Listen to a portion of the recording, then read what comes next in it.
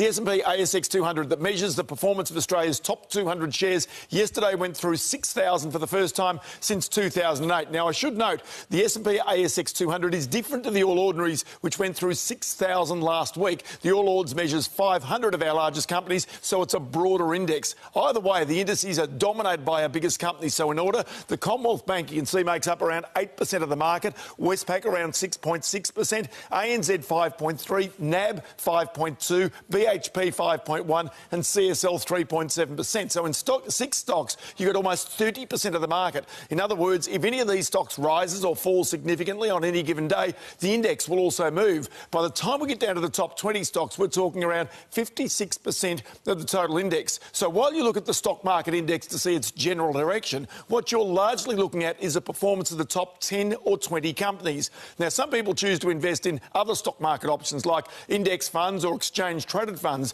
They're cheap and they follow an index. It could be gold or US tech stocks or the S&P ASX 200. Problem is, if an aberration occurs in those top companies, you might be a long time trying to get your money back. Like, for example, plenty of people are now making a song and dance about the index going through 6,000 for the first time since 2008. But in October 2007, just before the GFC crashed, the index peaked just under 6,800. That was when BHP got close to $50. Today they're $28.70.